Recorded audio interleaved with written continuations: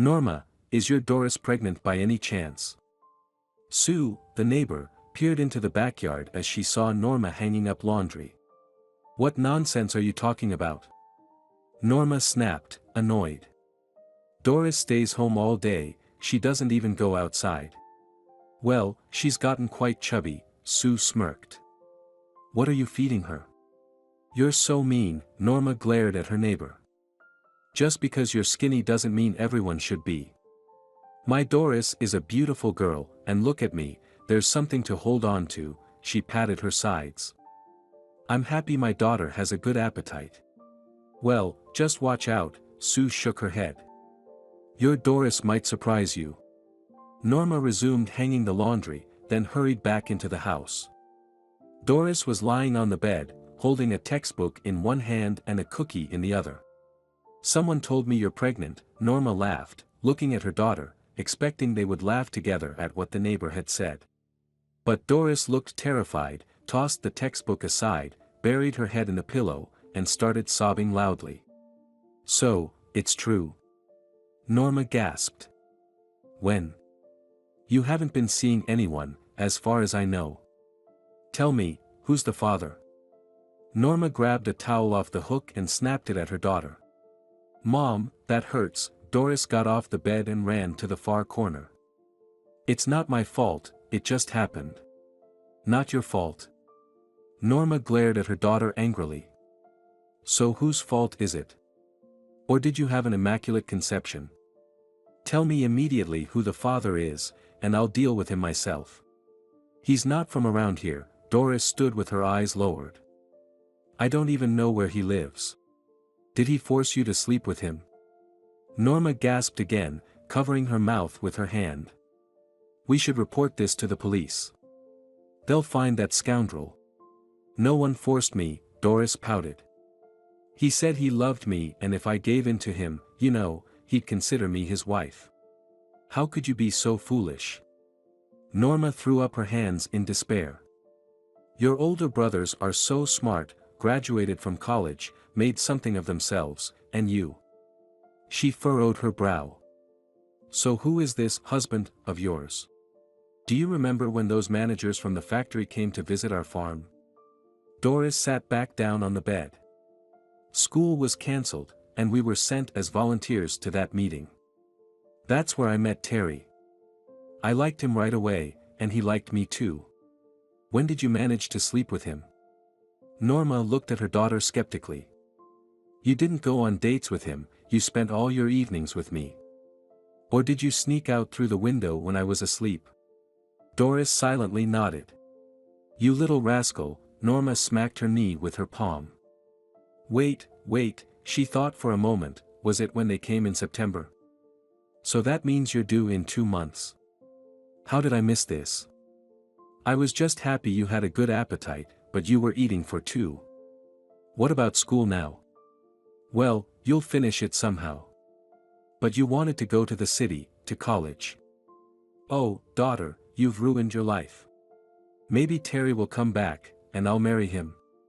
Doris asked uncertainly, looking at her mother. He said he had never met a girl like me. He called me beautiful, his love, whispered sweet things in my ear. You're such a fool, Norma said. Guys always say things like that to get what they want from girls. And you believed him. Where is your Terry now? Gone, as if he never existed. And you'll be left alone with a baby in your arms. Who will want you then? Oh, come on, Mom, Doris said nonchalantly, taking another cookie from the plate. You had Mel early too, at 18, and you said you were already pregnant when you married Dad. But I had all of you within marriage. Besides, I never planned to study further, I was happy living in the village. You had all opportunities ahead of you, and you threw them away. Now what will people in the village say about us? How will we face them? Oh, Mom, stop it, Doris grimaced. What's the big deal? So I had a baby, big whoop. They'll gossip for a while and then forget about it. Doris went outside to escape her mother's nagging. She turned her face to the warm spring sun and closed her eyes. Finally, her mother knew everything and didn't even scold her too much. The baby had already started moving, and Doris had been doing her best to hide it from everyone. Fortunately, she had always been a bit chubby, so no one paid much attention to her belly. If it weren't for the neighbor Sue, no one would have found out about Doris's pregnancy. What she would have done with the baby and how she would have told her mother, Doris hadn't thought about. She didn't want a baby at all. What Doris wanted was love, sweet words, and passionate embraces like the ones she had with Terry. Norma looked out the window and saw Doris standing by the doghouse, petting the dog. "She's still just a child," Norma shook her head. "Well, what can you do? I have to get ready for the birth of a grandson or granddaughter, since this is how things turned out." She stepped away from the window and started preparing lunch, but memories kept creeping into her mind. Doris was right, Norma had her first son, Mel, just after she turned 18. Thankfully, she managed to get married, and for that, she had to thank her father. Norma had liked Freddie since school, he was 3 years older than her. After the army, he returned to their village and wasn't eager to start a family just yet. "I need to have some fun," he told his friends. "There are so many nice girls around, I need to check them all out." Every village girl considered it a blessing if Freddie paid attention to her. He never had serious relationships and promised no one marriage, he just had fun. Freddie didn't intend to date Norma either. First, she was younger than him, and kids didn't interest him. Second, he was a bit afraid of her father, Walter, who had a stern demeanor and could say exactly what he thought to anyone's face. It so happened that one of Norma's relatives, who was also Freddie's friend, got married. The wedding was lively. By evening, when the newlyweds retired to their room, the young people continued the celebration by the lake. Norma didn't notice when Freddie appeared next to her and, wrapping his arm around her, said boldly, "I see you've grown up and become quite pretty. Let's take a walk along the shore." Norma nodded in agreement, unable to believe that Freddie had invited her and not some other girl. He continued to hold her by the shoulders, then suddenly stopped and started kissing her lips, neck, and shoulders. He unbuttoned her blouse, and Norma didn't resist or push him away, she seemed paralyzed. Only when it was all over did she cry, holding her blouse closed. Freddie took a cigarette from his pocket, lit it, and said with a smirk, "You're all right, soft, something to hold on to. Come here tomorrow at the same time. I'll be waiting. And if you don't come, I won't be sad, there are plenty of girls out there." "I'll come, Freddie, I promise I'll come," Norma said, buttoning up her blouse. "As soon as it gets dark, I'll be here." Freddie gave her a satisfied look from head to toe and left without even offering to walk her home. Norma slowly walked towards her house, recalling Freddie's kisses and feeling proud that she had become an adult today, all thanks to the man she had loved for so long. The next evening, Norma secretly ran to the lakeshore and saw Freddie sitting on a log, smoking a cigarette. Without any words, he unbuttoned her blouse, and they slowly lay down on the grass. "Do you love me?" she asked quietly, buttoning up her blouse afterward. Her cheeks burned with shame and excitement.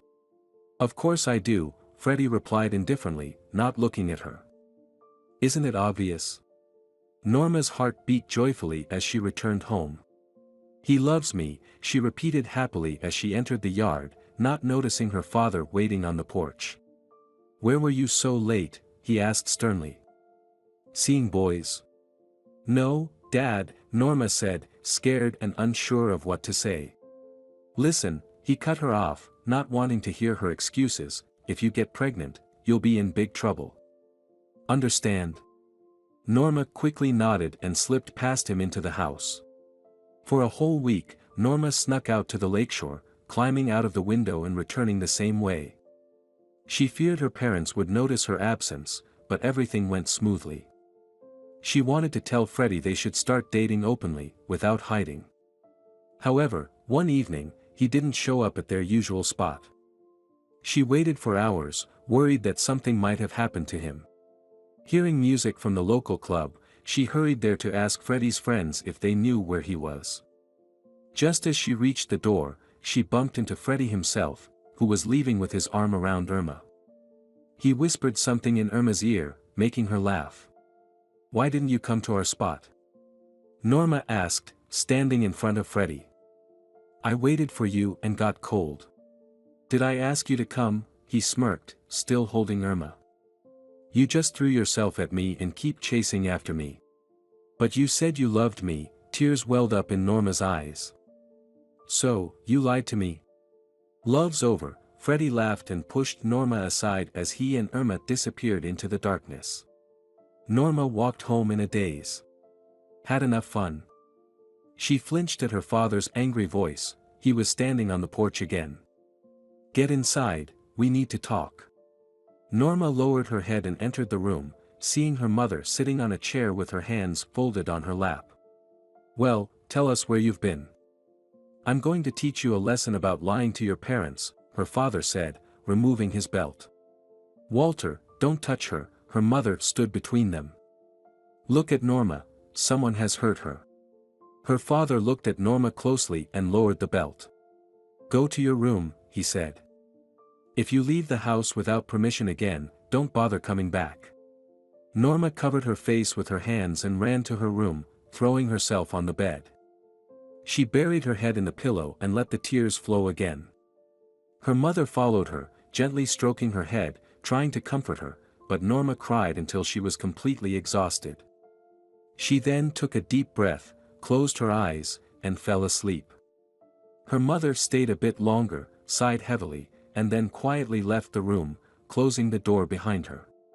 Norma did her best to forget everything that had happened between her and Freddie.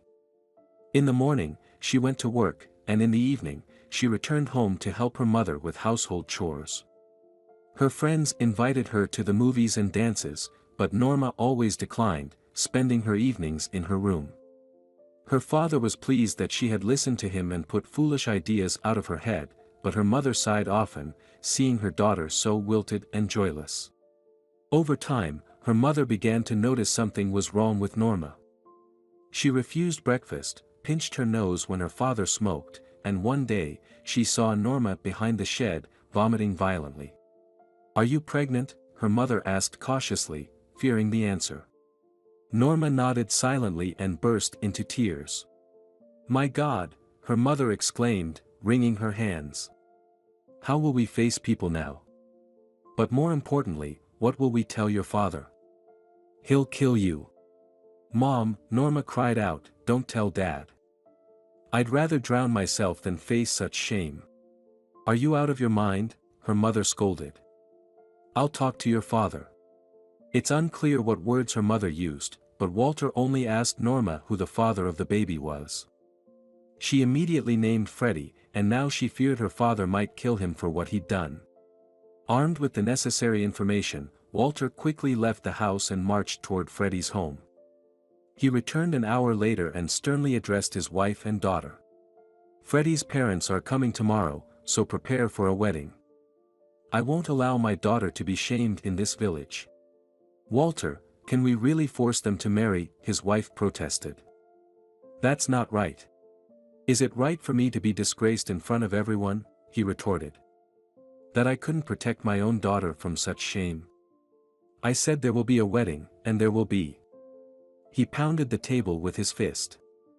"I told Freddie that if he refuses, I'll either throw him in jail or castrate him. And you know I keep my promises." The wedding was a somber affair for the young couple. The guests celebrated and wished happiness to the bride and groom, but Freddie and Norma sat silently at the table, avoiding each other's gaze. Norma couldn't believe her luck in marrying Freddie, while he seethed quietly, fearing Walter's wrath. The newlyweds moved into Freddie's house. His mother welcomed Norma warmly, calling her daughter and shielding her from heavy chores, although Norma tried to help as much as she could. Walter kept a close watch on his son-in-law, even getting him a job at the local garage to keep him under supervision. In due time, Norma gave birth to a son, whom she named Mel. Freddie showed little interest in the child, behaving as if he weren't his own. He was similarly distant with Norma, never speaking kind words or showing affection. His vocabulary towards her consisted of demands: give, go away, bring, leave me alone. But Norma was still grateful to have her husband by her side, a man she deeply loved. 2 years later, Norma gave birth to another son, whom she named after her father, Walter. She adored her children and considered herself a happy woman.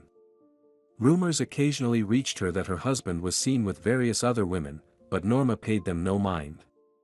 Freddie always came home at night, slept in their bed, and handed over his entire paycheck. Everything changed when Norma's father, Walter, suddenly passed away. That morning, he had gone to work and argued with the mechanics. But in the evening, after work, he sat down on the terrace, collapsed to the side, and that was it, he was gone. Norma grieved deeply for her father, and her mother's health deteriorated so much that she could no longer walk. Norma was torn between two homes, but thankfully, her mother-in-law took care of the children, allowing her some peace of mind. Freddie, however, spiraled out of control. He openly dated other women, making no effort to hide it from Norma. She tried to reason with him and argued, but Freddie told her to hold her tongue or he'd divorce her and become a free man again. Norma understood that with 2 children and a sick mother to care for, her life would be very difficult if Freddie left. So, she ignored his behavior and threw herself into managing the household and raising her children. Norma didn't realize she was pregnant again right away. By then, she was 37 years old. Her eldest son, Mel, was serving in the army, and Walter was finishing high school, preparing to move to the city for college. Her mother was buried next to her father, and her father-in-law had also passed away, leaving her mother-in-law very ill and unable to help.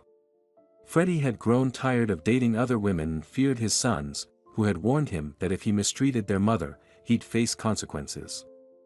When their daughter was born, Norma was overjoyed. She now had a helper and a comfort in her old age. Freddie adored their daughter, Doris, showering her with gifts to make up for his neglect of their sons. If Norma scolded Doris, Freddie immediately defended her, and Norma, not wanting to ruin her improving relationship with Freddie, backed down. Doris grew up spoiled, knowing she was the youngest and most beloved in the family. Her brothers lived in the city, studying, and all the love and attention of her parents were focused on her. She performed poorly in school, preferring to spend her time with friends.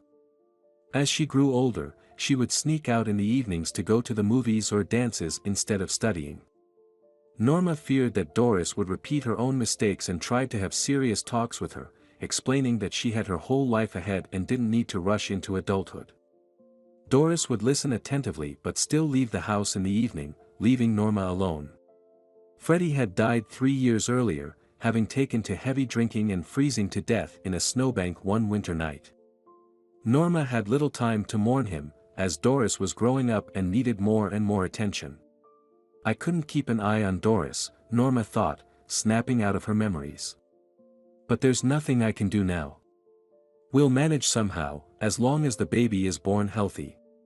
A few days after graduation, Doris gave birth to a daughter, whom she named Judy. When she first held the baby in her arms, she felt nothing but surprise at how such a small child could fit inside her. Other mothers in the ward cooed over their babies, delighted by the sounds they made while feeding, but Doris just looked at Judy without any maternal feelings. She remembered the words of her classmate, who had recently given birth and proudly strolled down the village street with a stroller. When I had Sammy, I realized that my life had meaning. I'm ready to devote my whole life to my son, to tear apart anyone who hurts my baby. He's my continuation, my flesh and blood. Doris didn't feel anything like that towards her daughter. After the initial surprise wore off, she felt horror. What was she supposed to do now? Norma, on the other hand, felt immense happiness when she took her granddaughter from the nurse's arms and held her close. It was as if she had given birth to this little miracle herself. Norma found meaning in this tiny, defenseless bundle. She woke up at night to tend to her, rushed home from work to bathe and cuddle her. Doris, however, simply nursed the baby and watched indifferently as she suckled. You should at least cuddle your daughter, Norma scolded Doris. You treat her like a stranger, yet you're her mother. Oh, come on, Mom, Doris lazily replied. She's still little, she doesn't interest me yet. She just eats and sleeps. I'll start paying attention to her when she grows up. Can I go out with my friends? I haven't seen them in ages, I'll catch up on the latest gossip. You're a mother now, your partying days are over, Norma said angrily, looking at her daughter. You'd better bathe the baby and sing her a lullaby. Oh, come on, Doris scoffed. Can't I at least go dancing? It's so boring at home. Just for half an hour. Norma let her daughter go, knowing that she wouldn't be back home in half an hour, or even an hour. Thankfully, she had expressed milk before left, and the grandmother could feed Judy when she was hungry. Be careful not to get pregnant again, Norma would say to her daughter when Doris returned home late. You could at least help me around the house sometimes. I haven't even recovered from childbirth, Doris would reply. As soon as I'm feeling better. Oh, Norma would sigh. You never helped me before childbirth, and now you're just lazy. Once Judy grows a little, we'll send her to daycare, and you'll go to work. Don't object, you've ruined your own life, you could have gone to college to study. Although, with your knowledge, Norma waved her hand and went about her business. In mid-September, Norma returned home from work and, approaching the gate, heard Judy crying loudly.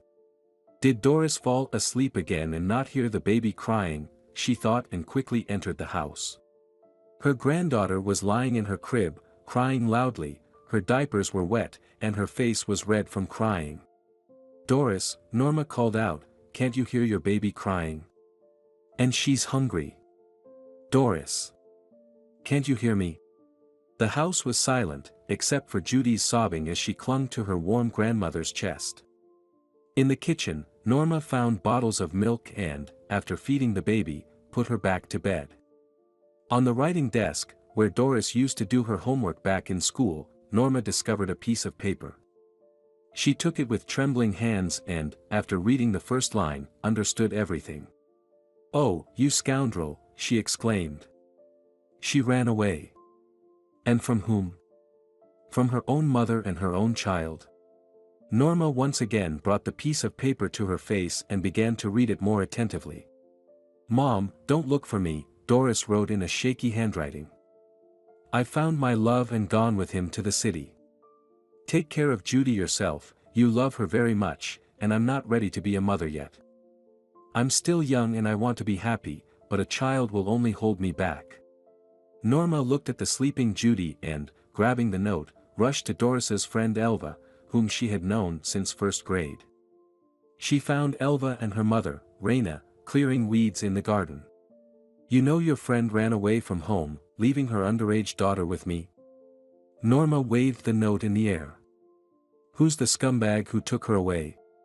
Norma, why are you shouting? Raina, Elva's mother, looked at her neighbor with surprise. Can you explain what happened? What's there to explain? Norma handed Elva the note. Here, read. The girl quickly scanned the lines and handed the note back to Norma. Norma, I told Doris to think carefully before running away from home. But apparently, my words weren't enough. Who is she seeing this time? Norma asked. Don't cover for your friend, I'll find out anyway. I don't know for sure, Elva hesitated. Tell us, Norma and Raina both demanded. It's a newcomer, Rob, the driver they sent to transport grain, Elva began.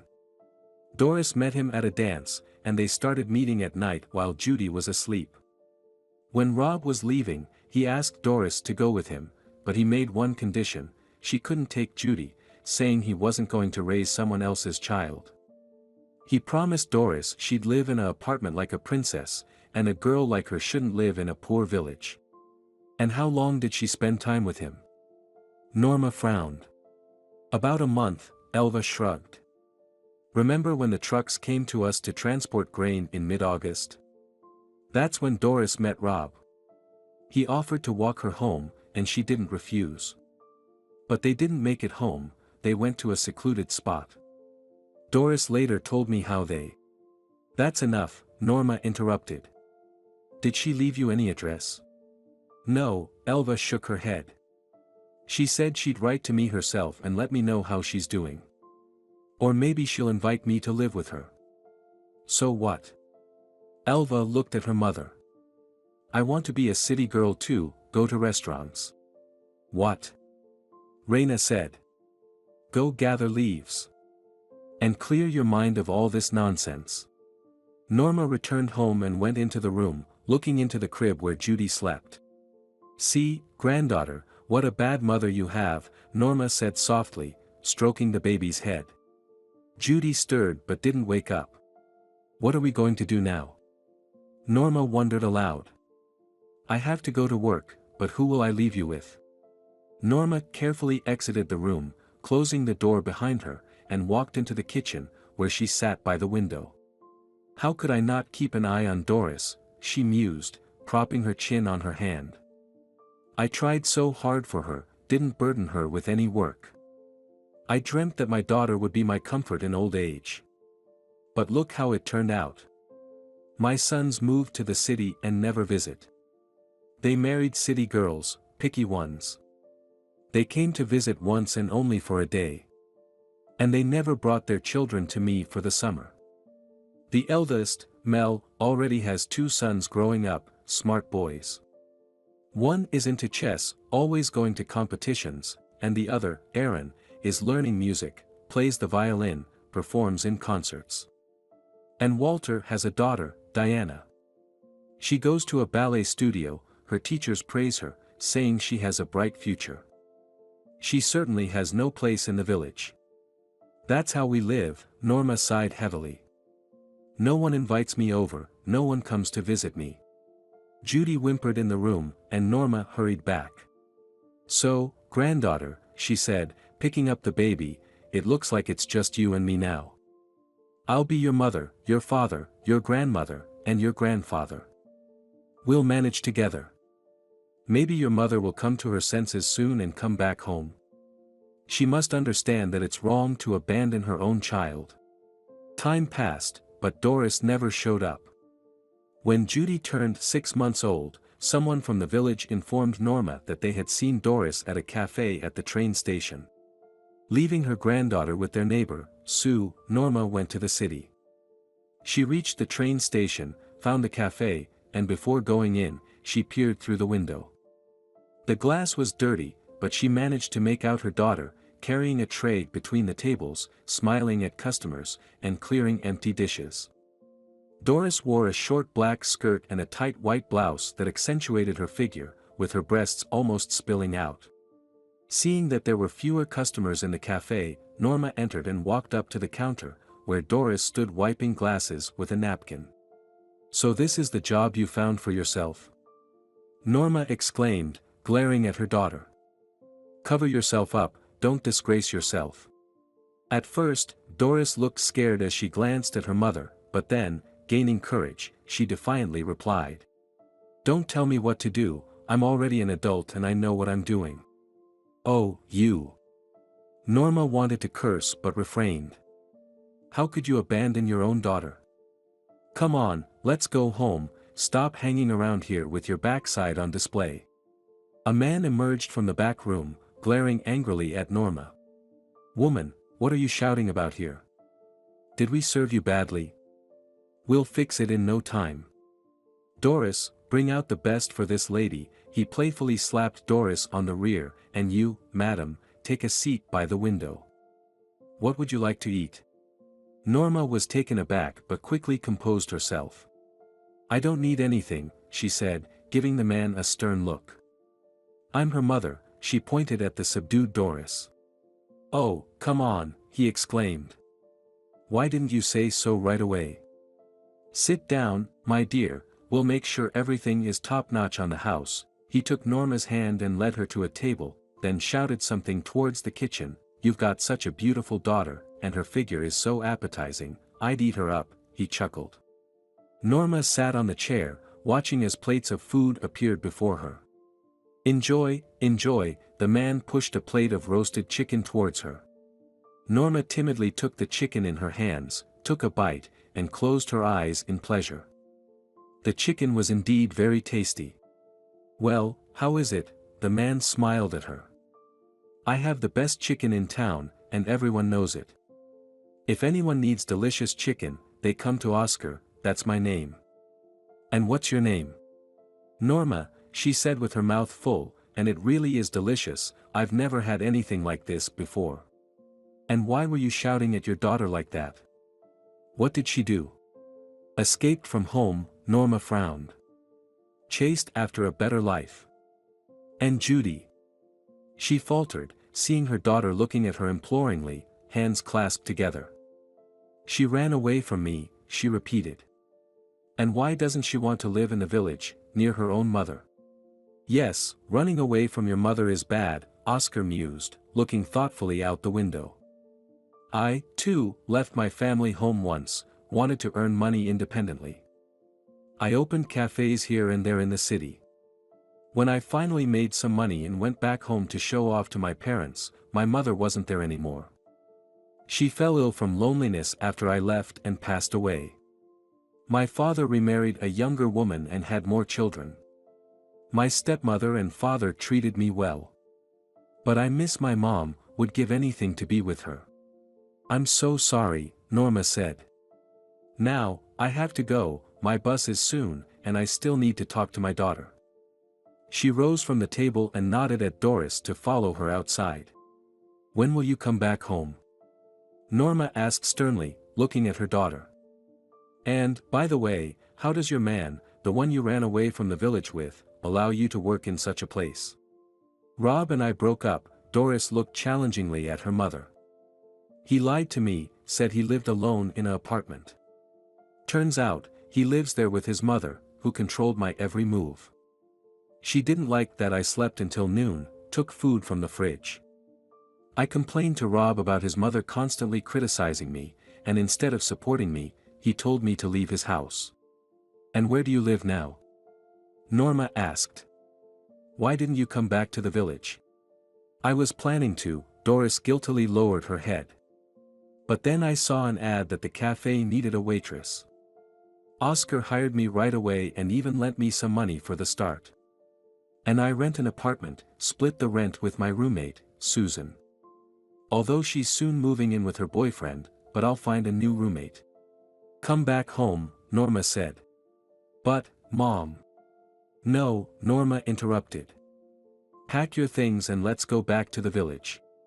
"If I leave now, Oscar won't pay me," Doris argued. "You go now, and I'll come home in a week too. Deal?" After some thought, Norma nodded. "Okay, but you must return in 7 days. Otherwise, I'll come back here and take you home again." After saying goodbye to her daughter, Norma hurried to the bus, confident that her daughter would listen to her and return to the village. A week passed, then another, but Doris didn't show up. After the Christmas holidays, Norma went back to the city and immediately headed to the cafe. This time, Oscar greeted her unfriendly. "Your daughter left," he replied angrily. "Got her paycheck, jumped on a train, and left." "How did she leave?" Norma was astonished. "Where to?" "How should I know?" Oscar snapped. "She ran away with some guy. He hung around her for a few days, had breakfast, lunch, and dinner in our cafe, and apparently, they cooked something up. I gave her her salary in the morning, and by lunchtime, I saw she wasn't at her workplace. Customers were waiting to be served, complaining. I had to run between tables with trays myself. Maybe Doris told someone where she was going?" Norma asked. "She didn't tell anyone anything," Oscar shrugged. "Although our cook asked her why she came to work with a suitcase in the morning, but Doris said she packed her things to take them to the dry cleaner. He didn't ask her anything else." Norma lowered her head and silently walked out of the cafe. In a week, Judy would turn 7, and in the autumn, Norma planned to take her to school. The granddaughter called Norma Mom Norma, although she had explained to the girl many times that she had another mother and even showed her photos of Doris from her school days, but Judy didn't remember her mother. Doris occasionally sent letters to her mother, telling her about her life, but never once inquired about her daughter. However, there was no need to reply to these letters, there was never a return address on the envelopes, and Norma only knew where the letters came from by the postmark, indicating which city they were sent from. Apparently, Doris moved from place to place, never staying in one city for long.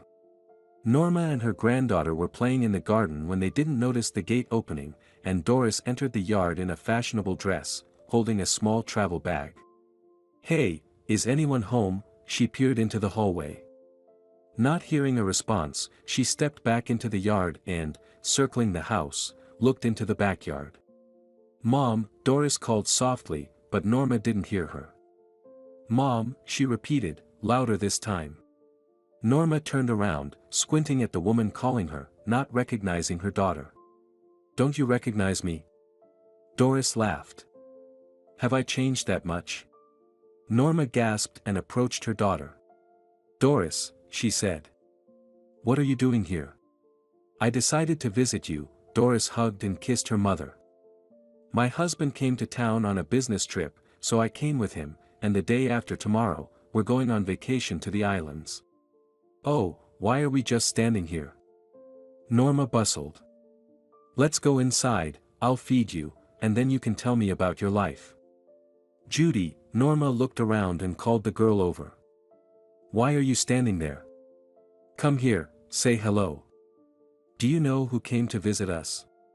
"Hello," Judy approached timidly and then hid behind her grandmother. "You've grown so much," Doris marveled, examining her daughter. "Do you really not recognize me? How could she recognize you?" Norma shook her head. "You left her when she was 3 months old." "Mom, don't start," Doris grimaced. "Judy, this is your mother," Norma pushed the girl forward. "I've told you a lot about her, we've even looked at photos together." "Okay, Mom," Doris shrugged. "If she doesn't want to say hello, then let it be. Let's go inside, I brought you a gift." While Norma bustled around, setting the table, Doris took out a scarf from her bag and draped it over her mother's shoulders. "It's beautiful," Norma was touched and whispered, "and did you guess to buy a gift for Judy?" Seeing the bewildered look on her daughter's face, she realized Doris hadn't thought about her daughter at all. Norma opened the closet door, took a box from the top shelf, and handed it to Doris. "Here, give this doll to your daughter. I bought it for Judy's birthday, but it's okay, I'll get her something else." Doris went out into the yard. Judy was sitting by the doghouse, talking to a puppy. "This is for you," Doris handed the box to Judy. "A gift from me." Judy cautiously took the box and looked inside. "Is this really for me?" Her eyes lit up with joy. "I've been asking Mom Norma for this doll for a long time, but she said it was too expensive, better to buy something useful." "Mom, why does Judy call you Mom?" Doris returned to the house. "What else should she call me?" Norma said. "I've been raising Judy since she was a baby, so I am her mother." "Then what am I?" Doris felt hurt. "I'm the one who gave birth to her." "Stop it," Norma waved her hand. "Let's not argue. Let's just have some wine." "No, Mom, I won't," Doris hesitated. "I can't." "Are you pregnant again?" Norma exclaimed in horror. "Have you lost your mind? Are you planning to dump another child on me? What are you talking about?" Doris snorted. "Why would I want to give you my child?" "Judy, you left her with me," Norma pursed her lips. "She's not a stranger to you." "Well, that's not what I meant," Doris said. "I'm married now, so the baby will be born within a legal marriage. And what's Judy's fault that you had her without a husband?" Norma looked angrily at her daughter. "She's growing up as an orphan with a living mother. I shouldn't have come here. I thought you missed me all this time, but instead, you've just decided to scold me again." Doris said. Okay, sweetheart," Norma guiltily looked away. "Why did I get so worked up? Sit down and eat instead." Judy hesitated at the threshold as she entered the room. Norma glanced over and called out to her. "Come, join us at the table, let your mom have a good look at how much you've grown. Judy cautiously approached the table and took a seat, opposite Doris, who continued eating, only sparing occasional glances at her daughter. Judy hesitated. Auntie gave me a doll. Look how pretty it is. She showed the toy to Norma. Remember, I asked you to buy it for me at the store. Judy, Norma reproachfully shook her head. Not Auntie, but your mom gave it to you. When will you finally understand that? By the way, did you thank your mom for the gift? Thank you. Judy timidly looked at her mother, hugging the doll close, then quickly got up from her chair and hurried out of the room. She's quite wild, Doris chuckled, doesn't even recognize her own mother. And how does she recognize you? Norma countered. She's lived 7 years without you. It's a good thing I told her about you, or she might not even know she has a biological mother. Here you go again. Doris shrugged. I was young, foolish. I wanted personal happiness. And are you wiser now? Norma asked. Then take your daughter with you. She'll be starting school soon, and you're married now, so you'll have a complete family. You see. Doris bit her lip. Irvin doesn't know yet that I have another child besides the one on the way. But I'll definitely tell him, just a bit later. And will he kick you out if he finds out about Judy's existence? Norma smirked. Sounds like you picked a bad man for yourself. Why do you judge my husband like that? Doris bristled. He's not bad at all. Irvin already has kids, though he doesn't really interact with them, or rather, they don't with him. They're upset that Irvin divorced their mother. But it's not his fault he fell in love with me. So he divorced because of you? Norma gasped. How could you get involved with a married man? Oh, his wife was already old, his kids are grown, and Irvin is in his prime. He needs a young, healthy wife. And how much older is he than you? Norma asked sternly, glaring at her daughter. 20 years, but that doesn't matter, Doris said. The main thing is, he has his own apartment, he works as a supplier in a construction company, so he has money. So, Mom, I'm living like in paradise now, I have everything. Do you love your husband? Norma smirked. Or just his money? Of course, I love him, Doris looked at her mother. Irvin is kind, generous, never denies me anything. But, he's a bit of a bore. He comes home from work, grabs a newspaper or watches the news on TV, and you can't drag him anywhere, not to the movies, not to a restaurant.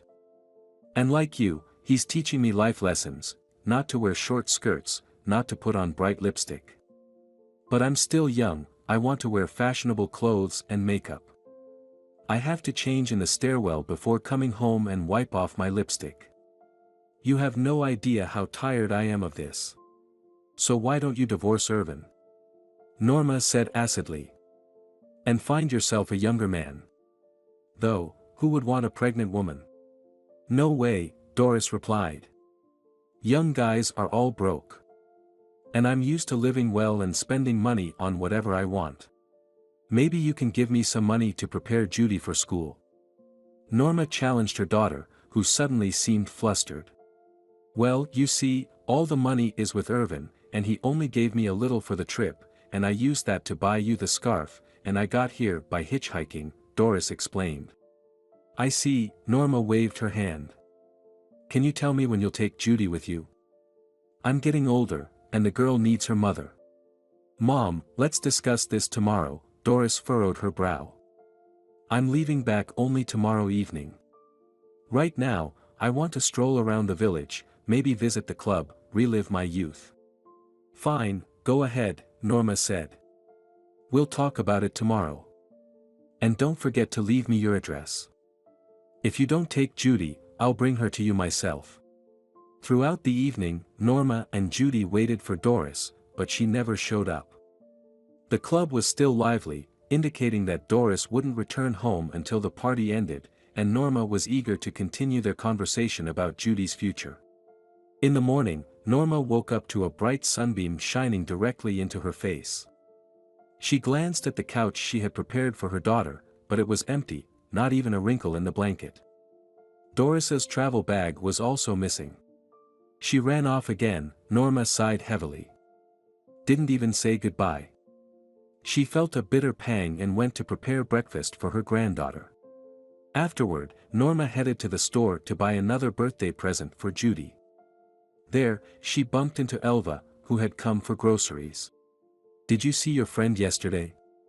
Norma asked Elva. "I did," Elva smirked. "She dropped by, bragging about her lavish life.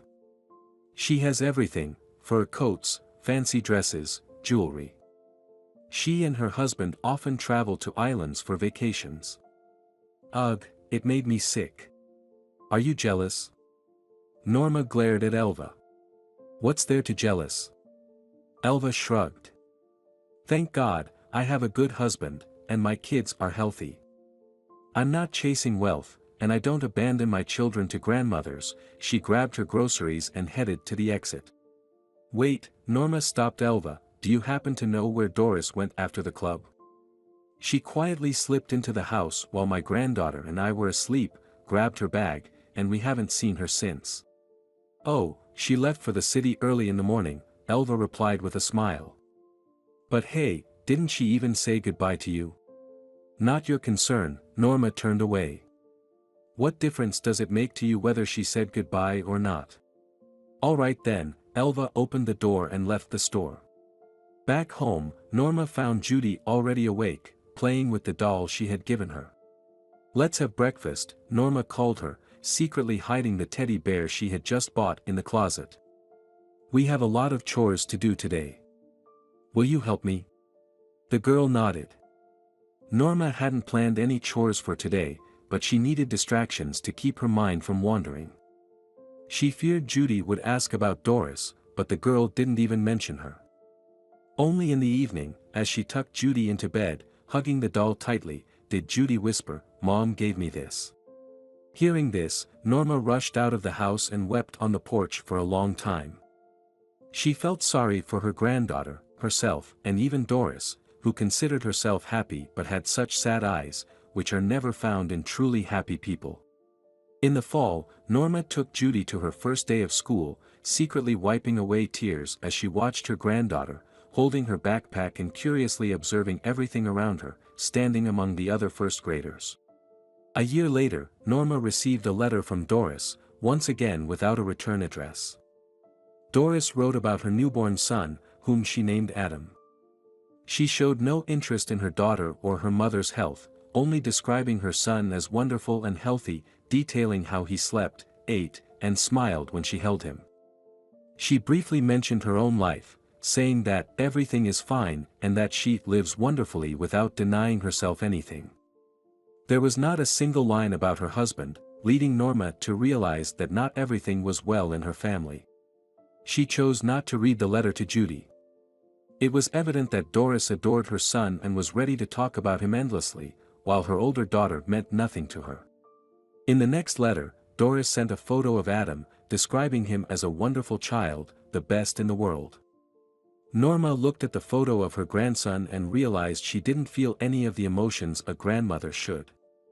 She had given all her love to Judy. Adam was entirely foreign to her, perhaps because Norma had never seen him. She met him 4 years later.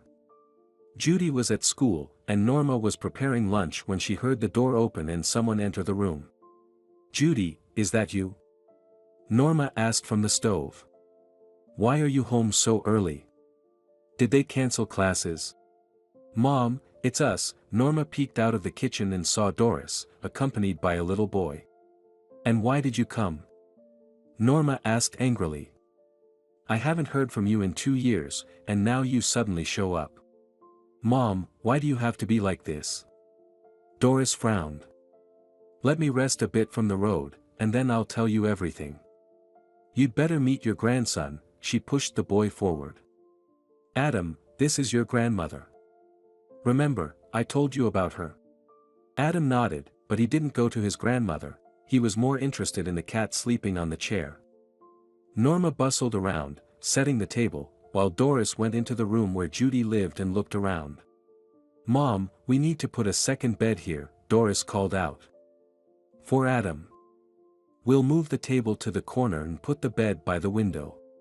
What are you rearranging here? Norma put her hands on her hips. Did you come to live here? Mom, I said I'd tell you everything. Doris looked around the room again. We need to remove this shelf from here, otherwise, Adam might bump into it. Get out of the room. Norma took her daughter by the hand and led her out. I won't allow you to change anything here. Judy lives in this room, and no one else will be in it. From the kitchen came the cat's meowing and the loud crying of the boy. Norma and Doris went there and saw Adam pulling the cat's tail with force, and in return, the cat scratched his hand. Oh, you! Doris grabbed the cat and threw it forcefully to the floor, then squatted in front of her son and began to soothe him. Calm down, my little one, she stroked the boy's head. I'll put this cat in a bag and drown it in the river so it won't dare to hurt you again. If you touch my cat, I'll drown you myself. Norma glared fiercely at her daughter. Can't you see that Adam is to blame himself? You can't pull cats by the tail. You'd better protect your own grandson instead of this flea-ridden cat, Doris pouted. Let's go eat, Norma suggested. And it's time for me to go back to work. Judy will come home from school, and you'll feed her. We'll talk tonight later. And don't you dare rearrange the furniture without my permission. I'll put everything back in its place anyway. All the while Norma was at work, she couldn't sit still, worrying about Judy. How did she react to her mother and brother coming home? Norma's worries weren't unfounded. Approaching the house, she heard Doris yelling loudly. I asked you to watch Adam while I went to the store. Because of you, he fell and hurt his leg badly, Doris scolded. But it's not my fault, Judy defended herself. I told him not to play around and climb on the chair with one leg broken, but he didn't listen. I wish you had fallen and hit your head, maybe then you would get some brains, Doris continued to shout. Quiet. Norma burst into the house. How dare you yell at Judy? She swung her bag and hit Doris on the back. Don't you dare raise your voice at her, or you'll be out of my house in a second. Clear. Clear, Doris looked scared, staring at her mother. She had never seen her so angry before. Judy, did you finish your homework? Norma asked gently, looking at the girl, who shook her head. No, I didn't have time, she said apologetically, avoiding eye contact. First, I had to wash the dishes that piled up, and then I had to watch Adam. Why couldn't you wash the dishes? Norma frowned at Doris. Do you think everyone here will serve you? Seeing Norma scold Doris, Adam started crying loudly, and she immediately rushed to him, offering him a chocolate bar. Here, sweetheart, eat this and calm down. Judy looked at the chocolate and swallowed her saliva. Norma rarely bought her sweets, there was never enough money. She turned around and went to her room, took out her textbooks from her bag, and started her homework. Why didn't you offer some chocolate to your daughter? Norma protested. Is she any less important to you? Doris didn't respond. All right, spill it. Why did you come here? Norma sat down on a chair, looking at Doris questioningly. Did you divorce your husband, and he kicked you out? Irvin died, Doris replied softly. And you know what? He left me completely broke. I thought he had some savings, but shortly before he died, he withdrew all the money and bought an apartment for his eldest son. He didn't even consult with me. I would have definitely made a scene and not let him spend that money. That's why he didn't consult with you, Norma shook her head. It's his money, and he has the right to do whatever he wants with it. But what about me and Adam? Doris squealed. I've been asking Irvin for a new ring for ages, and Adam needed to be taken to the seaside. What did your husband die from? Norma asked. I'm not sure, Doris waved her hand. It seemed like a heart attack. There was a major shortage of construction materials at work, and Irvin was very worried that he could be imprisoned for it. They even came to us with a search warrant, and I think they found some documents. But I didn't delve into those details. The main thing is that Irvin left us without money. But you said he had an apartment where you lived? Norma looked surprised at her daughter. What happened to it? Oh, don't remind me, Doris grimaced. If you only knew how much stress it caused me. The heirs arrived right away, his sons, and started dividing the property. But I'm no fool, I won't give up what's rightfully mine. We sold that cursed apartment and everything in it, and split the money. Adam and I got the most. After all, I was Irvin's legal wife, and Adam is his biological son. Now I'm planning to buy a new apartment, but I haven't decided which city yet. That's why I want to leave Adam with you for a while until I find a place for us.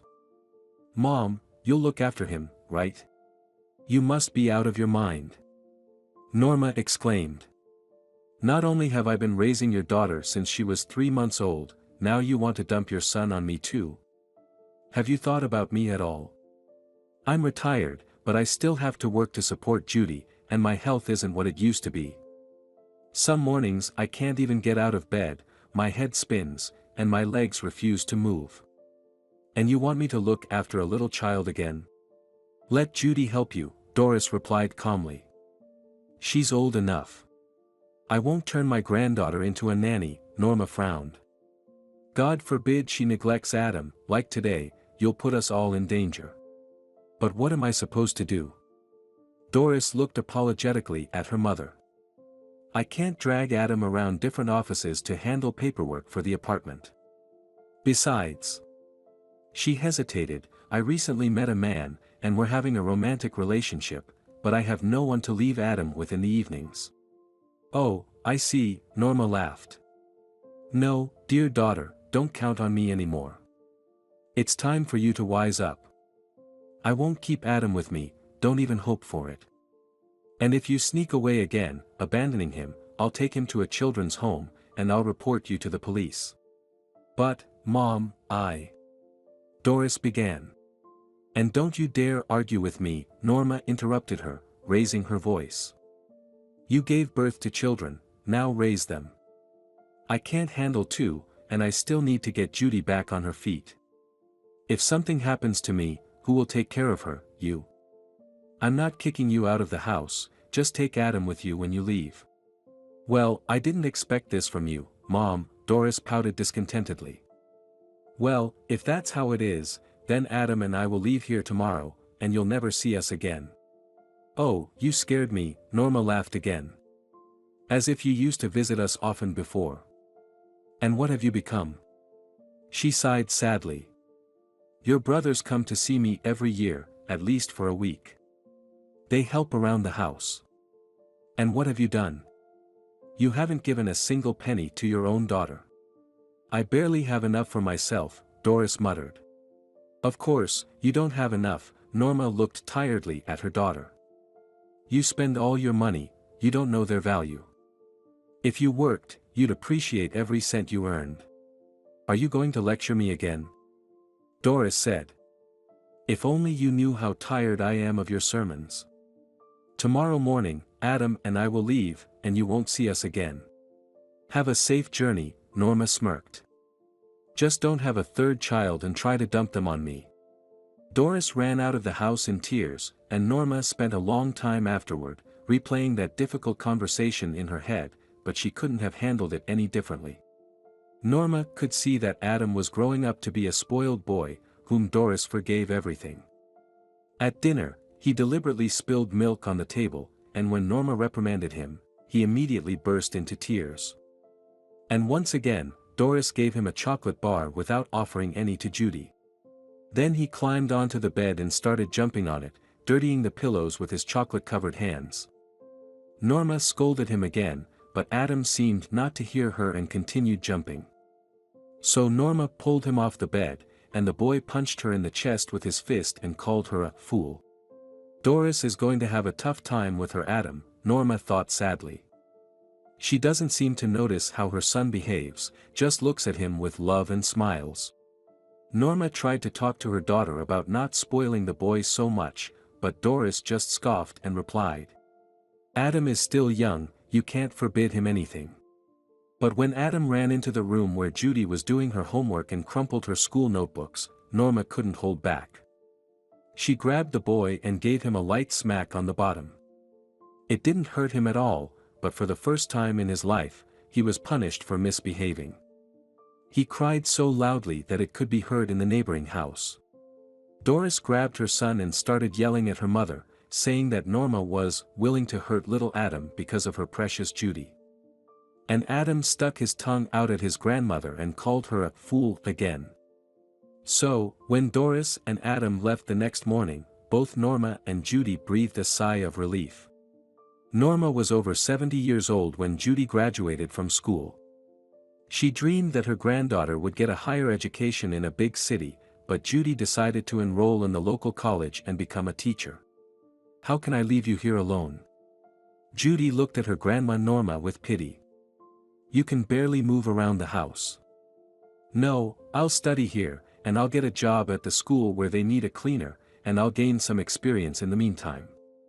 After getting my diploma, I plan to work at our school as an elementary school teacher."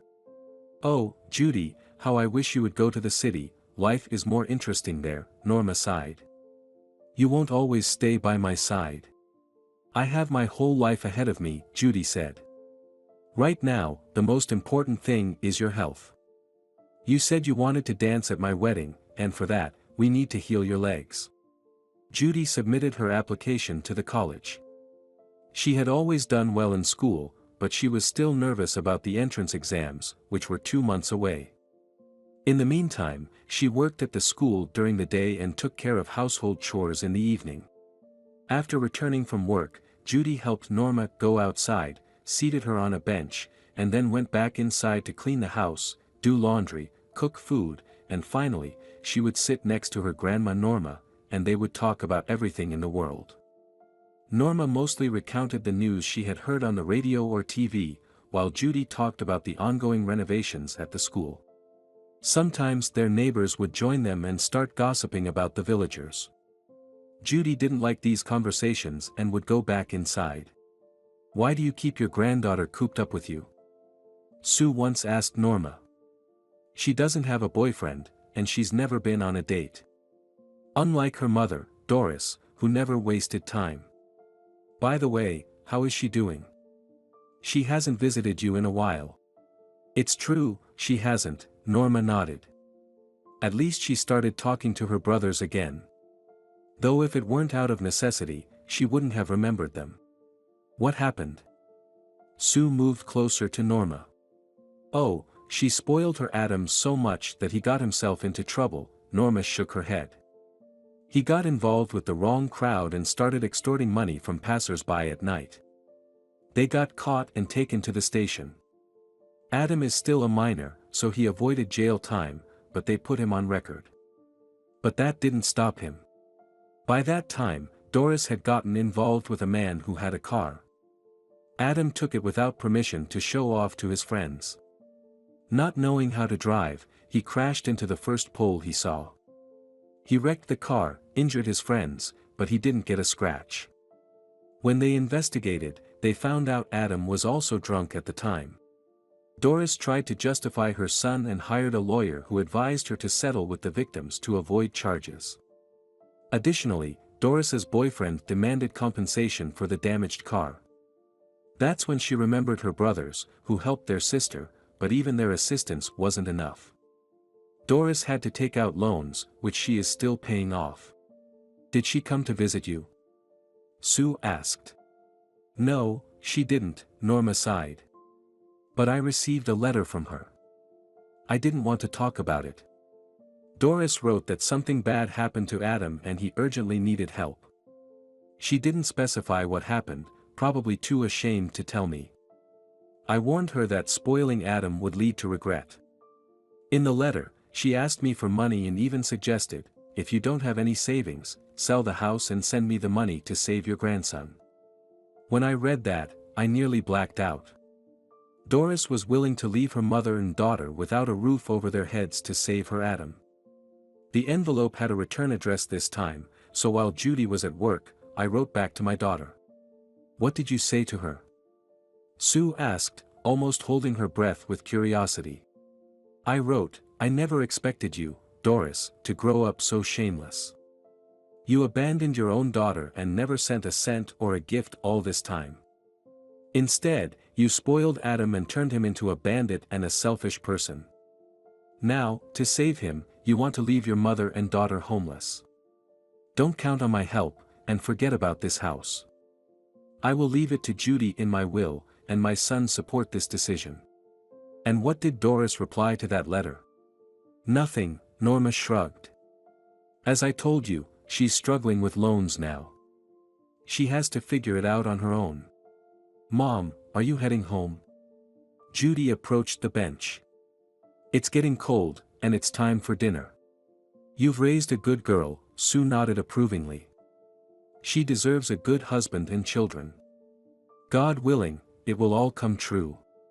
Thank you, Sue, Norma said, struggling to her feet with Judy's help. Come by again for a chat.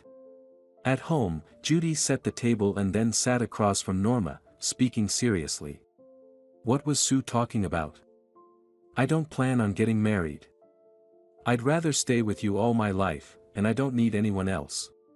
And when I'm gone, what will you do? Norma smiled. Will you be alone forever? Look at all the boys around, you should consider someone. Oh, no, Judy said, blushing. She remembered the young math teacher who had joined the school a year ago. No, dear, Norma sighed. A person can't be alone. Family is like a refuge that helps you endure all hardships. Remember when you were bullied at school, who did you run to? Right, to me, because I'm your family and I always supported you. And you're my family, whom I cared for and protected. Now you've grown up and should create your own family, where you'll care for your husband and future children. Your children will come to you for advice, help, and love. You will be their support, just as I was for you. And your family will be happy if it has love, forgiveness, and patience. This is the foundation of any good family. Mom Norma, is it really that simple? Judy was amazed. To have a happy family, you only need to love, forgive, and be patient. Well, it's not just that, Norma smiled. Respect, support, and care are important too. You'll learn when you get married. That won't be soon, Judy lowered her eyes. You know I need to get my diploma first, then think about marriage. One doesn't interfere with the other, Norma chuckled, and she was right. Chad arrived in the village after finishing college to work as a teacher. He was short, wore large glasses that he often adjusted with his hand. Chad was a third-generation teacher, his grandmother taught chemistry, and his mother was a history teacher. So, teaching was in his genes. His grandmother and mother were thrilled that Chad followed in their footsteps but were disappointed when he announced he would teach at a village school after getting his diploma.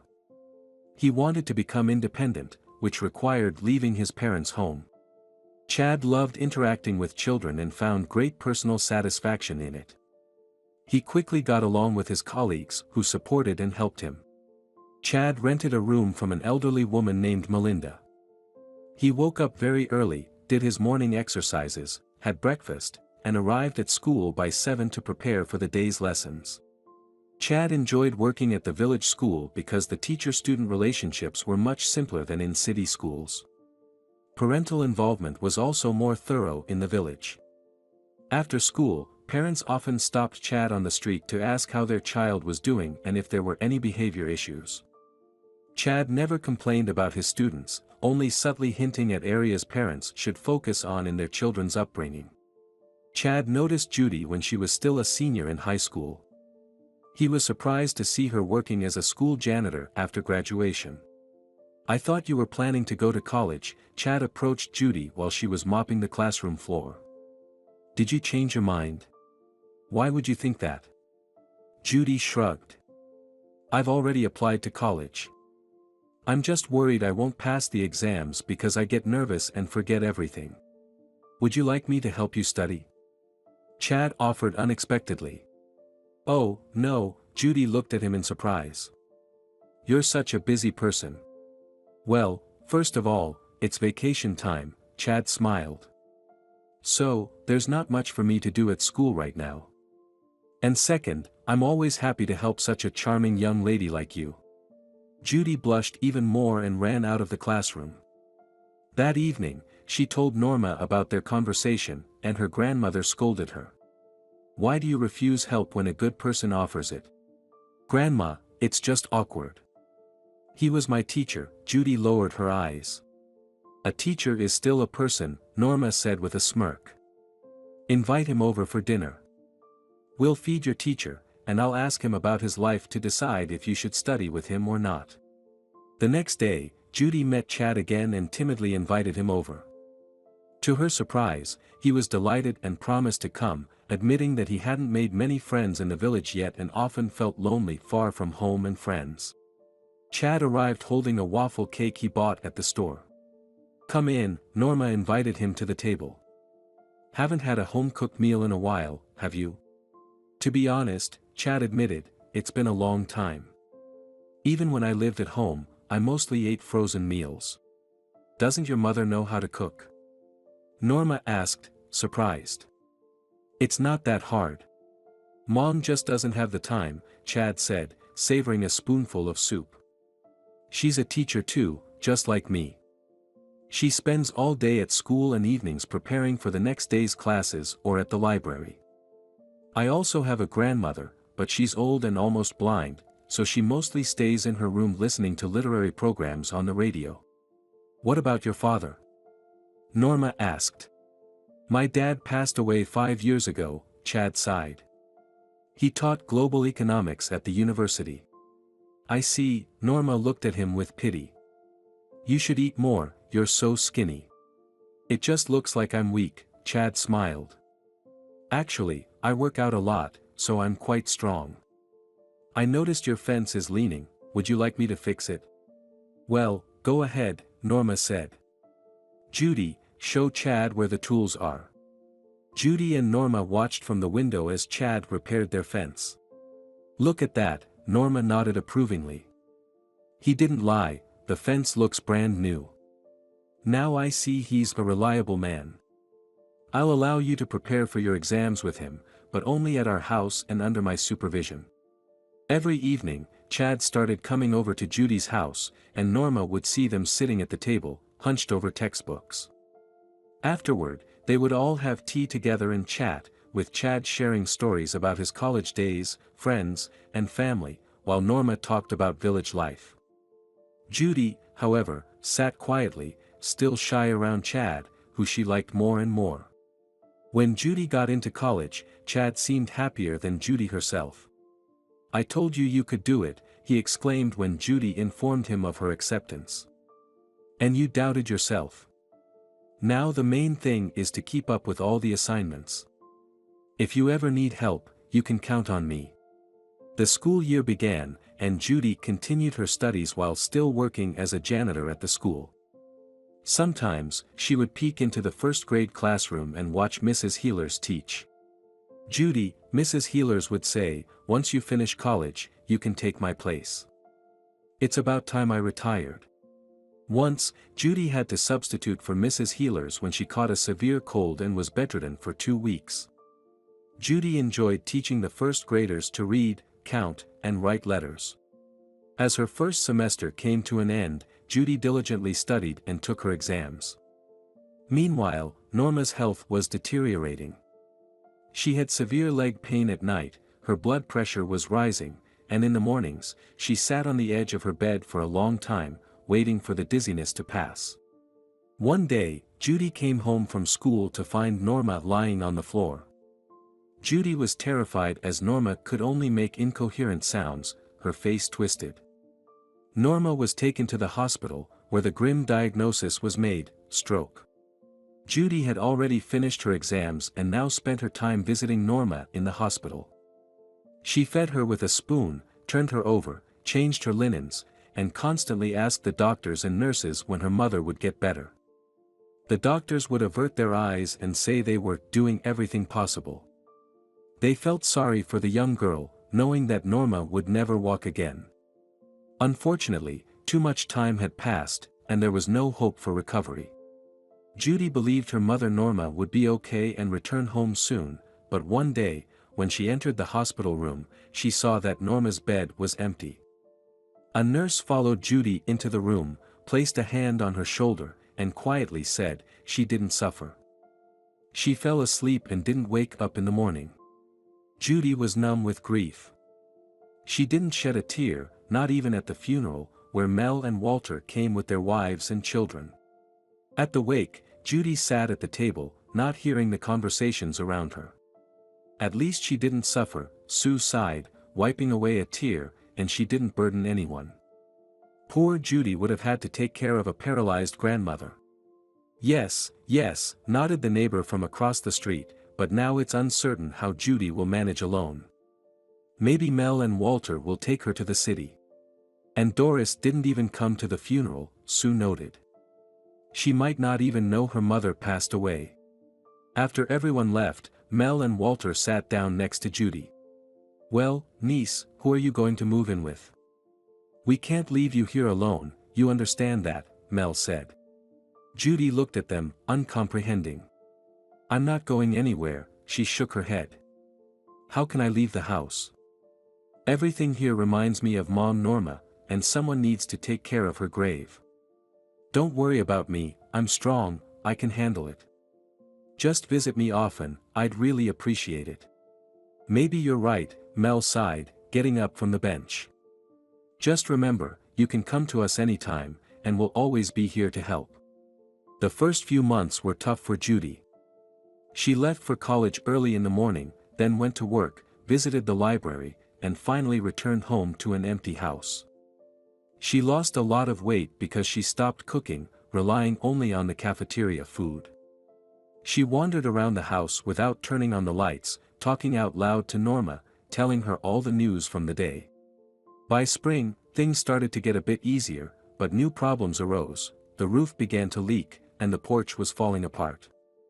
The old boards had rotted over the winter, and Judy had no idea how to fix them. She considered writing to her Uncle Mel or Uncle Walter but decided against it, thinking they had enough to deal with in the city. She shared her troubles with the school cook, who shrugged and said, "I don't know how to help you. Ask the neighbors, maybe someone can fix your roof and porch." They didn't notice Chad entering the cafeteria. He stood at the door for a moment before quietly leaving. On Sunday morning, Judy woke up to an unfamiliar sound. She looked out the window and saw someone repairing her porch. She opened the front door and saw Chad, hammering away at new boards. "Oh, what are you doing here?" she asked innocently. "Fixing the porch," Chad replied, still hammering. "Once I finish, I'll take care of the roof." Judy blushed and ran back into the house, rushing around to tidy up. "Would you like some tea?" she asked when she returned to the porch. "I wouldn't mind some soup," Chad smiled. "Last time, it was really good." "Oh, but I don't have any groceries," Judy said, then brightened up, "but that's okay, I'll quickly run to the store." Judy hurried to the store and started making soup. By the time Chad came down from the roof, everything was ready. "You wouldn't guess you could do all this yourself," Judy remarked as she placed a bowl of soup in front of Chad. "My grandfather taught me," Chad said. "He was a carpenter and could do anything. He always told me, 'Learn from me, grandson. Your father's too wrapped up in his books. A man should know how to do everything.' My mom Norma taught me to cook, sew, and embroider," Judy said, a tear rolling down her cheek. "I miss her so much." "Why do you call your grandmother Mom Norma?" Chad asked, pushing his empty bowl away. "Where's your real mother? Did she pass away?" "No," Judy sighed heavily. "As my uncles tell it, my mother is alive and well. She abandoned me when I was just 3 months old and left me with my grandmother, who raised me. I've only seen my mother twice, once when I was in 4th or 5th grade, I can't remember exactly, and the second time she came with Adam, my biological brother, but they didn't stay long. I don't know all the details, but I understand one thing: if my mother had wanted me, she would have visited me more often." How could she abandon her own child? Doesn't she feel any guilt? Chad pondered. I've thought about that too, Judy nodded. I even wanted to go see her, look her in the eye, and ask, what did I do to deserve growing up without a mother's love and care? Why didn't you go? Chad asked, looking at her intently. Honestly? She lowered her eyes. I was afraid of the emotional pain it would cause because I had a feeling what her answer would be. Seeing that Judy was about to cry, Chad tried to change the subject. While I was fixing the roof, I noticed the gate in the backyard is crooked. I'll come back next time and fix it. Oh, you don't have to, Judy said, embarrassed. I'm already so grateful for the porch and the roof. You spent the whole day on it. By the way, how much do I owe you for the work? Not everything in the world is measured by money, Chad replied, a bit offended. I didn't mean to offend you, Judy blushed even more. How about I bake you a pie next time you come? Mom Norma always said my pies were very good. I'd like that, Chad smiled. But now I have to go. I have to prepare for a test for my 8th graders tomorrow. Judy cleared the table, then approached Norma's portrait hanging on the wall. Mom Norma, I think I'm in love, she said quietly. I've never loved anyone before, so I don't know what it's like, but when I see Chad, my heart beats faster, I get nervous, and my face turns red. Maybe this really is love. Judy felt as if Norma was smiling at her, approving of everything she said. Chad started visiting Judy more often to help her out. Judy successfully passed her spring exams, and in a couple of weeks, she would turn 18. On the morning of her birthday, she went to the cemetery and sat by Mom Norma's grave, reminiscing about how she always made sure to have a gift ready for Judy's birthday. Judy returned home and began cleaning the house. She wasn't expecting any guests, so she just went about her usual daily chores. She didn't notice when Chad entered the house, standing at the doorway with a cardboard box in his hands. Judy, he said softly, though she still jumped in surprise. Happy birthday, he said, extending the box toward her. I wish you all the best, and of course, love. She opened the box to find a pair of high-heeled shoes she had recently seen and tried on in the store. However, when Judy saw the price, she had reluctantly put them back. And now, here they were in her hands.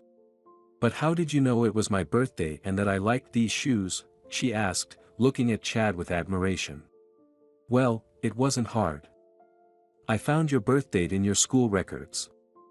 As for the gift, that happened by chance. I went to the store and asked the saleswoman for advice on a gift for you since I didn't know your tastes. She remembered you trying on these shoes but putting them back with regret. This is a very expensive gift, Judy said, embarrassed. I can't accept it. Please take the shoes back to the store. No way, Chad protested. You don't refuse gifts. So, wear them. And why isn't your table set? Didn't you invite anyone for your birthday? Oh, I'll fix that right away, Judy said, bustling around.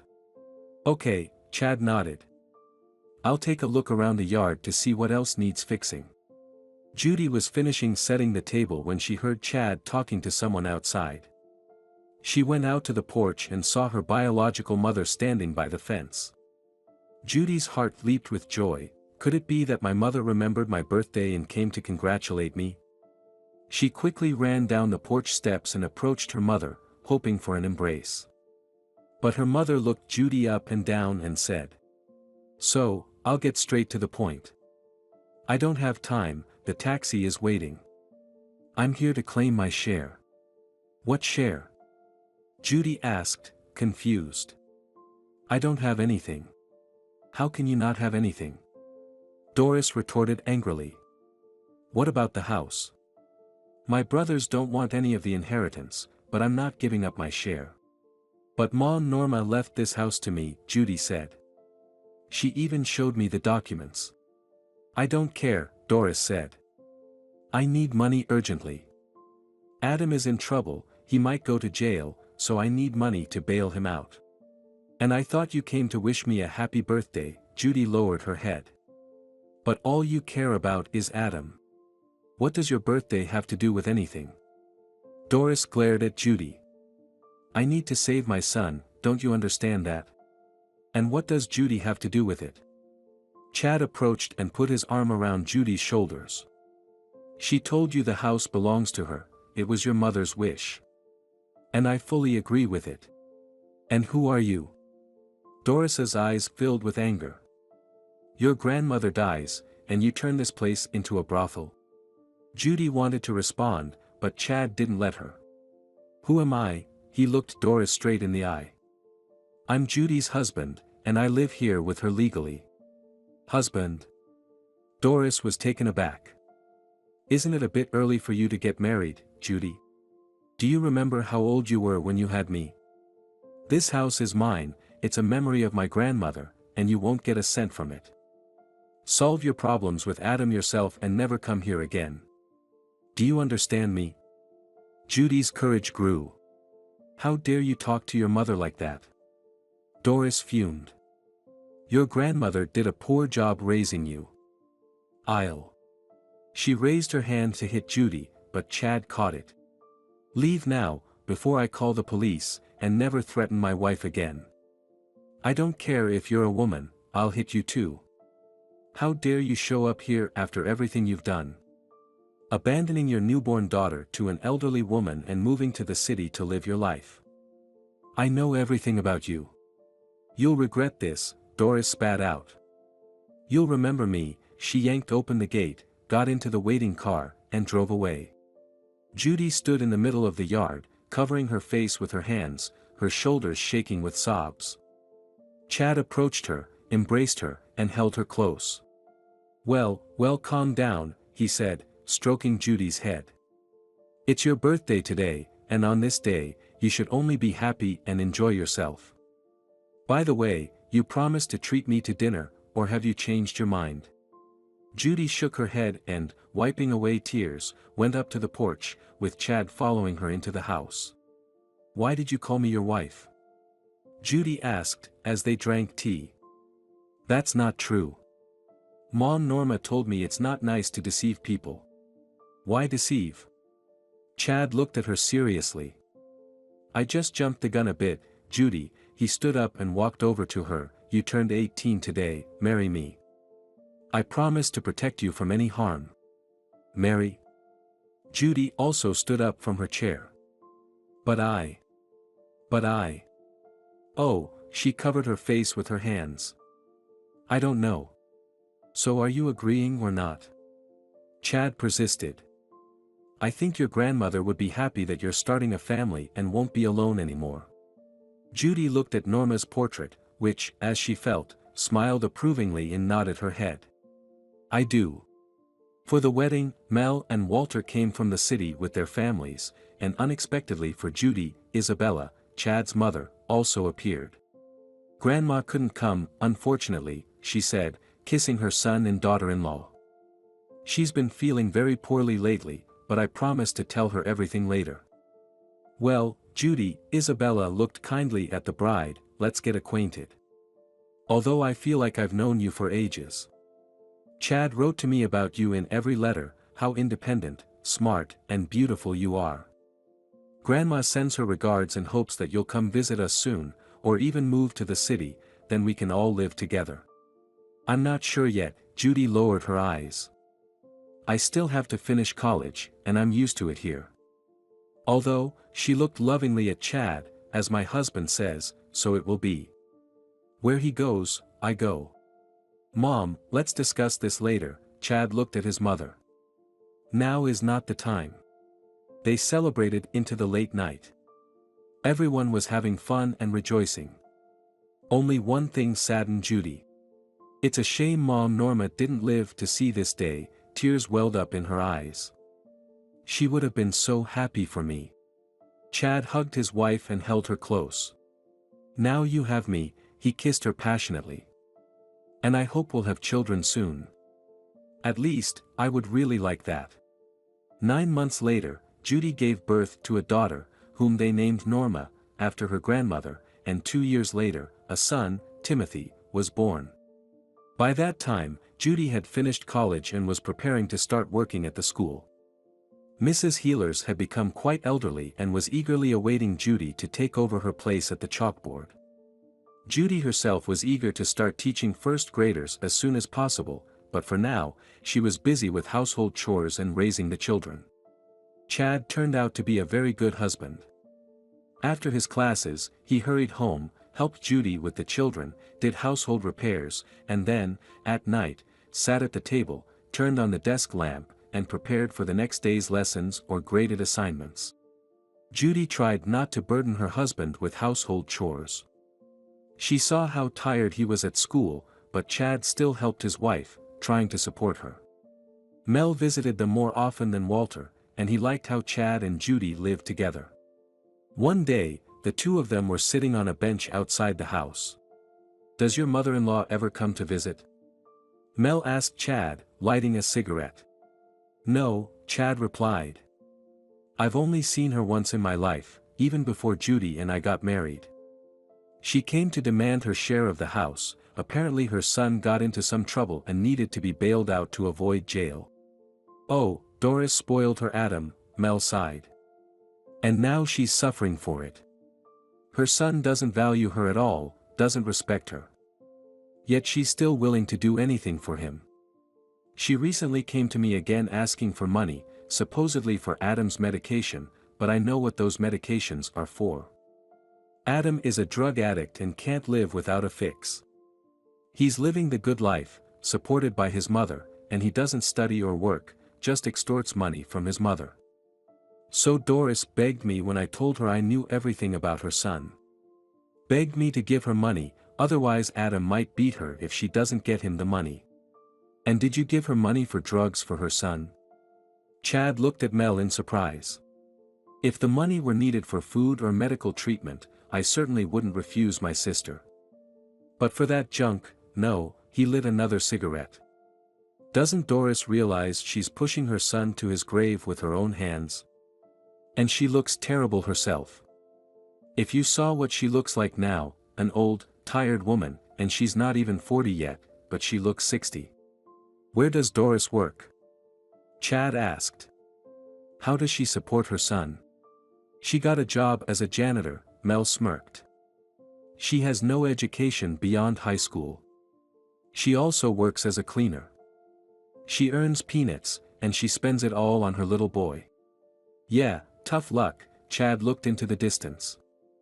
"And about her daughter, she probably doesn't even remember. Does she even know she has a grandson and granddaughter?" "I told her," Mel nodded. "But I think she didn't even pay attention to my words. She needed money for Adam, and nothing else interested her. That's how it turns out." He sighed again.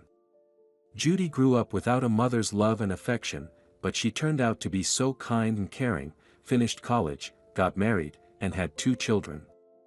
And Adam just bathed in his mother's love from birth, and what did he become? A layabout, selfish, and a drug addict. How do you explain that?" "I recently read," Chad furrowed his brow, "that excessive motherly love, especially towards a son, can lead to serious negative consequences in his life, both in childhood and adulthood.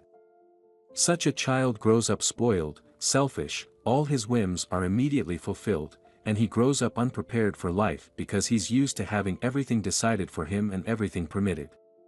"That's true," Mel nodded with respect. "And also," Chad continued, "when the son grows up, he becomes aggressive towards his mother and towards people in general. Through alcohol or drugs, he tries to assert himself as a man, and often unconsciously resents his mother for his messed up life."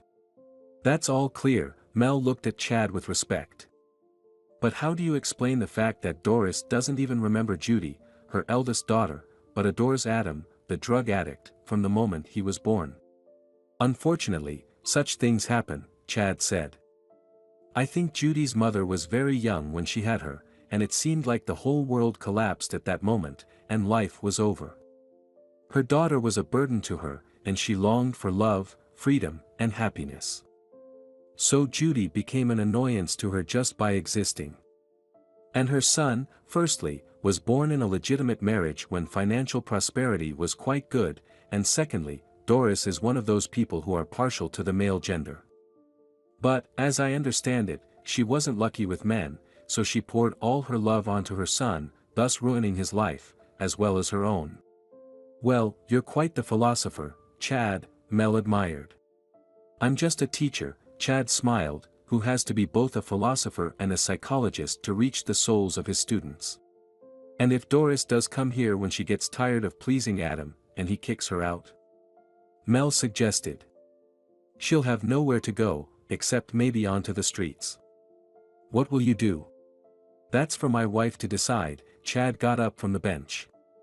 She's her mother, and whatever Judy decides, I'll accept it without reproach. But I won't interfere in the relationship between mother and daughter. Good on you, buddy. Mel also got up and patted Chad on the back. Let's go inside, have some beer, we've chatted enough. Doris returned home from work, hoping that Adam had gone somewhere and she could rest a bit in peace. Her back hurt badly from the hard work, and she longed to lie down on the bed, close her eyes, stretch out her legs, and not think about anything. In the mornings, she swept the streets, and when winter came, she cleared the snow near the entrances, then she washed the staircases. Towards evening, she went to the nearby restaurant, put on an apron, pulled on rubber gloves, and started washing the dishes brought by the waiters. The money she earned barely covered the utilities and groceries. What saved her was that sometimes she brought home leftovers from the restaurant, which the chefs shared in the kitchen. All the other money Doris earned was spent on Adam, or rather, he demanded it from his mother, for clothes, cigarettes, entertainment, and lately, even drugs. Doris didn't realize at first that her son was a drug addict until she found needle marks on his arms, but she refused to admit it until the end. Doris begged him to stop and not use that junk, but Adam didn't even listen to her, and several times, when his mother annoyed him with her lectures, he even hit her. Any remarks from his mother Adam perceived as aggression, an attack on his personal freedom. He considered his mother his servant, who should fulfill all his whims and desires. Adam was convinced that his mother was only needed to earn money and give it to him, her beloved son. When Doris tried to protest, he shouted in her face. Why do I still need you? You gave birth to me, so you're obligated to feed me, clothe me, and give me money for pocket expenses. But I'm not going to work, I didn't come into this world for that. Let the suckers work, I'm doing just fine as it is. Doris became afraid of her son, constantly crying. When Adam experienced withdrawal, he blamed her for all his problems and even threatened to throw her off the 6th floor. Things got even worse when Adam brought Tina into the apartment and called her his wife. Now the apartment turned into a real hell. Adam and Tina would leave in the middle of the night, then quickly return, and after some time, having taken their dose, they would start having fun, listening to loud music, laughing. Doris plugged her ears, but the noise prevented her from sleeping until morning, and then she went to work, nodding off on the way. One day, passing by the church, she decided to step inside.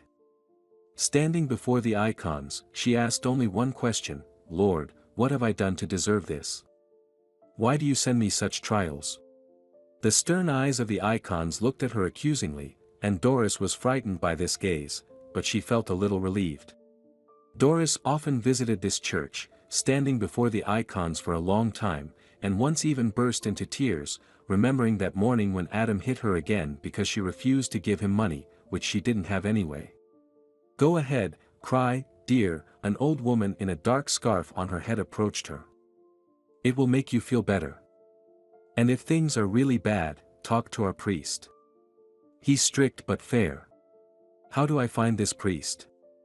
Doris asked, sobbing. Why look for him? The woman smiled.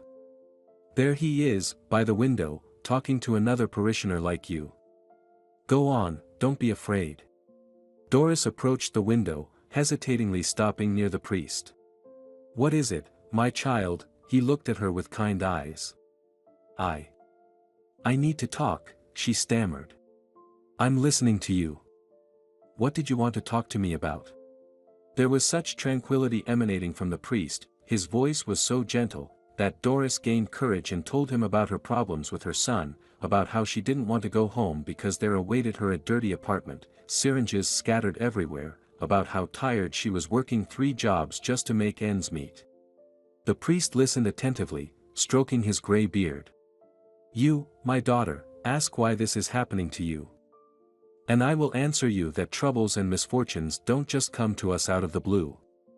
It all indicates that we are living wrong and that God no longer wants to tolerate our sins, so he punishes us.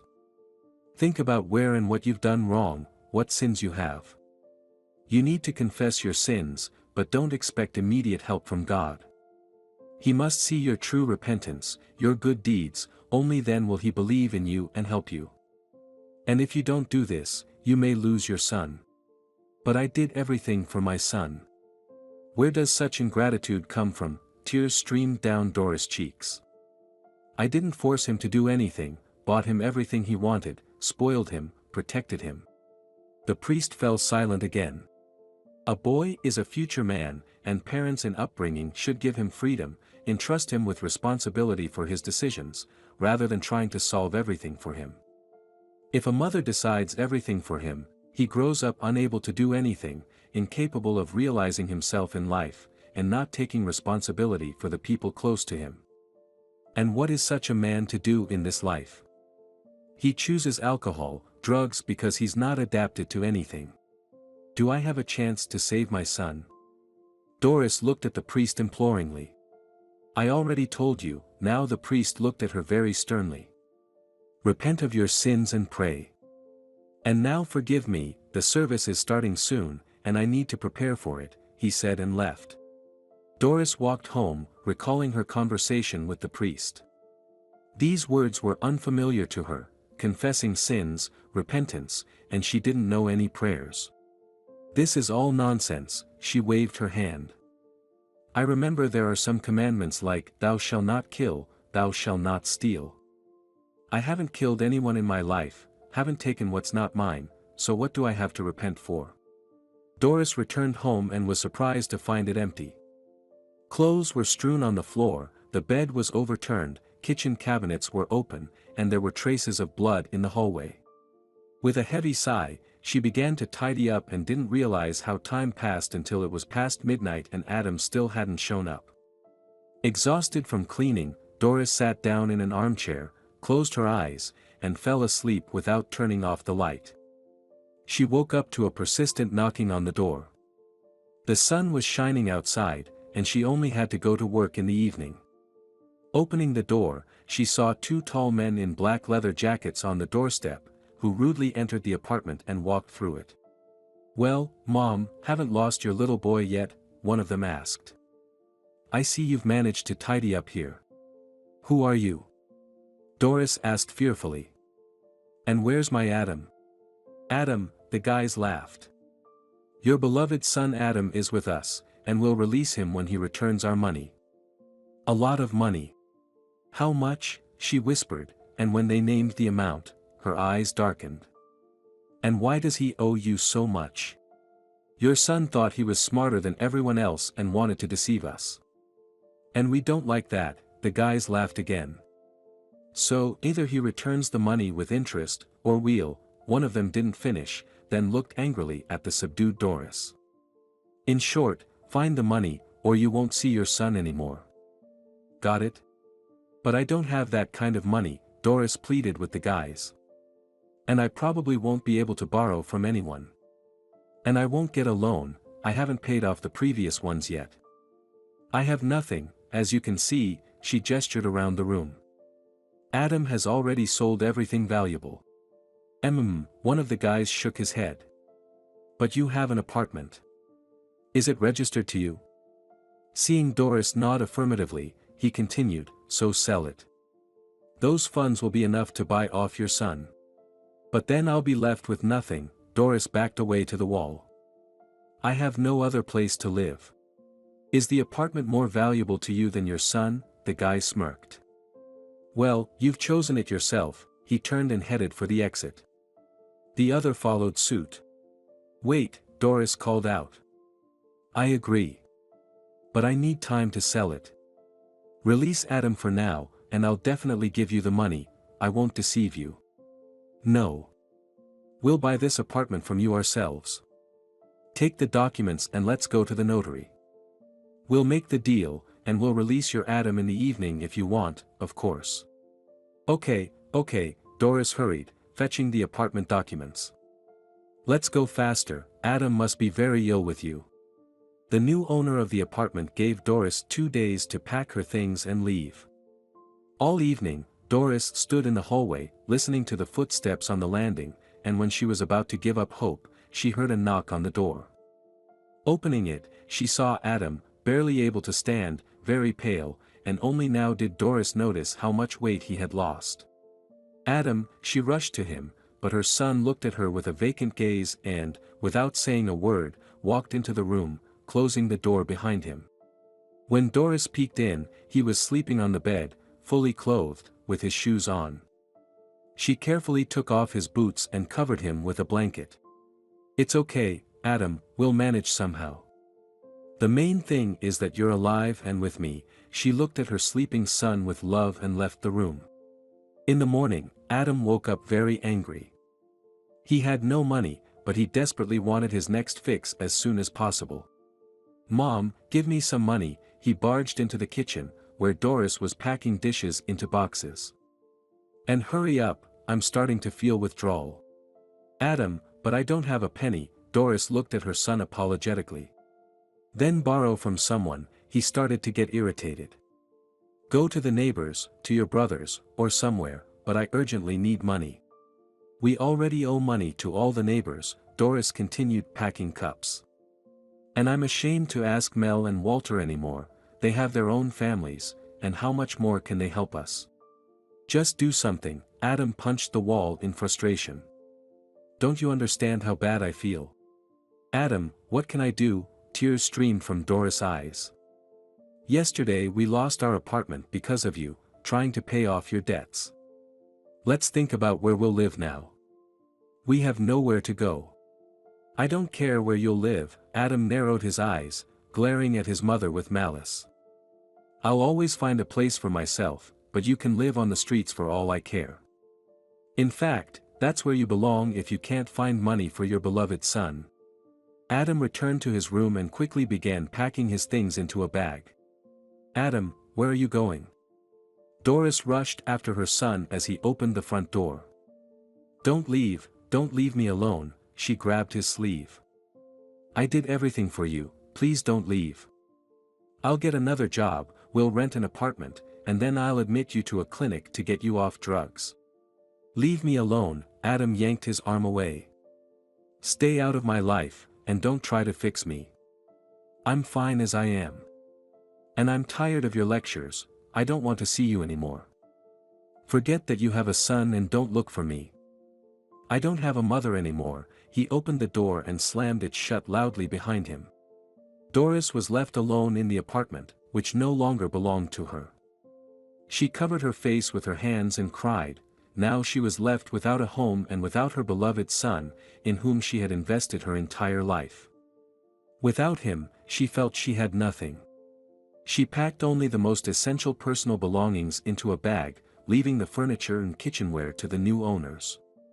In the morning, she left the apartment and gently closed the door behind her. She didn't go to work, she didn't care if she would be fired or not. Life had lost all meaning for her.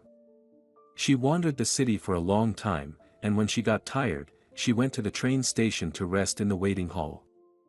There were many people around, some waiting for their train, some arriving, but Doris watched it all indifferently. She had no money to go anywhere far, and besides, who needed her? Next to her, a young woman sat down on a bench with a little girl, who looked around in amazement. Mom, when are we going to take the train? The girl impatiently asked her mother. I want to see Dad as soon as possible. Don't worry, Judy, the woman smiled. Soon we'll be in our compartment, and tomorrow morning Daddy will be there to meet us at the station. Judy, it flashed in Doris' mind. How could I forget about her? She's living in house, so there must be a place for me there too. She won't kick her own mother out onto the streets, after all, her grandmother raised her well. That's it, decided. Tomorrow I'll go to the village, I'll find money for a bus ticket. And then I'll apologize to my daughter, after all, I'm not a stranger to her, but her real mother. Doris closed her eyes and smiled, she no longer worried about her future. The bus took Doris to the right stop and drove away, leaving behind clouds of dust. Oh, it's been so long since I've been here, she looked around, and her heart beat happily. Approaching the house, she noticed a lock on the door. Doris rummaged under the porch, searching for the key, her mother usually left it there, but she found nothing. She walked around the yard, peeked into the shed, surprised to find everything tidy. Doris went out through the gate, sat on the bench, and closed her eyes. Wow, has Doris graced us with her presence, she heard a nearby female voice. How many years has it been since you were here?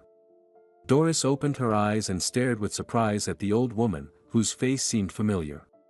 Don't you recognize me? I'm your neighbor, Sue. We were friends with your late mother.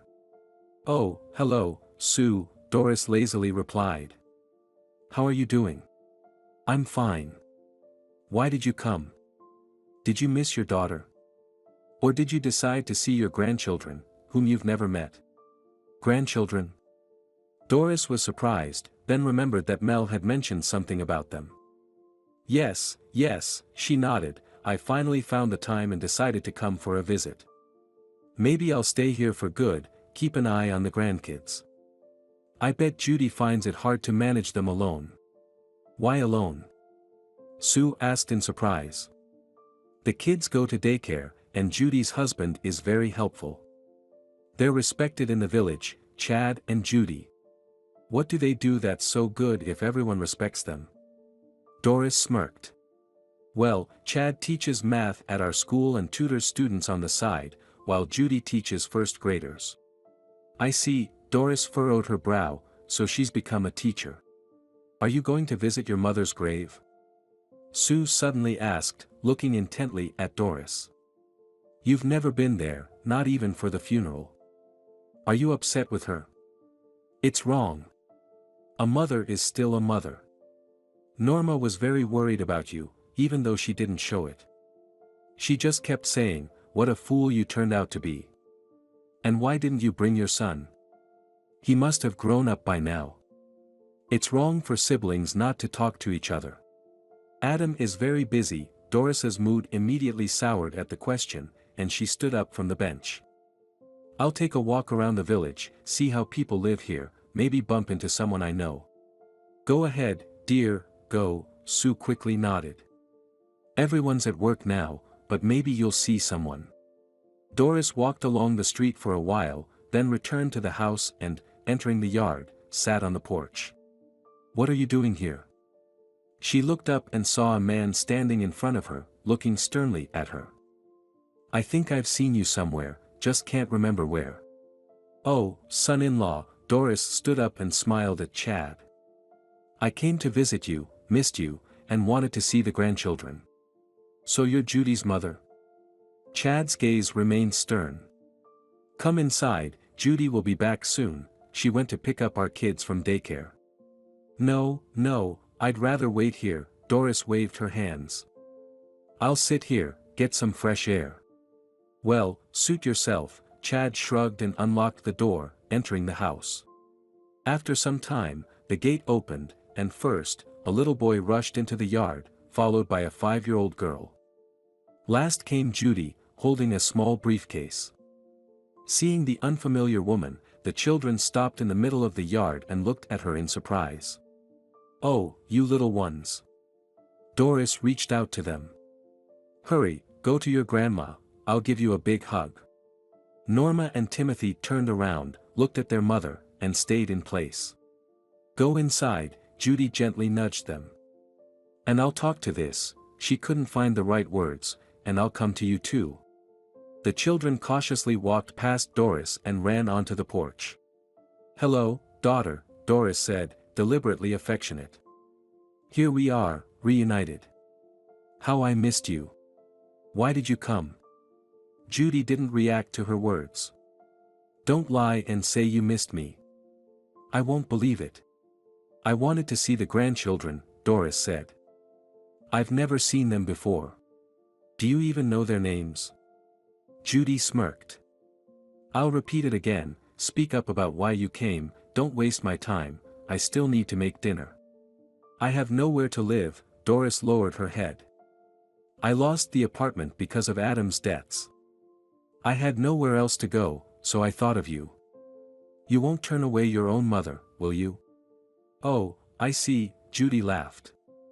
If your life were going well, you still wouldn't think of me. But when things go wrong, you remember your dear daughter, whom you abandoned as a baby. And what about your son, Adam? Doesn't he help you? Go to him and live with him, or does he not want you? It's because of Adam that I lost the apartment, Doris lowered her head even further. To pay off the debts. He's very sick, needed money for medication. You're lying again, Judy grimaced. I know your Adam is a drug addict, you've been supporting him all your life, and apparently even sold the apartment to save your beloved son. And now, to avoid being on the streets, you came to me, hoping that seeing Mother, I would forgive everything, invite her in, and we would all live together happily ever after. Doris stood silently, afraid to look her daughter in the eye. But you, dear mother, are mistaken, Judy continued. There's no place for you in my home or in my heart. I've lived my whole life without you, Norma was both a mother and a father to me, for which I am very grateful. So you won't give me a place? Doris glared at her daughter. You'll leave me on the streets? You're the kind of person, Judy sighed, who's never satisfied with anything.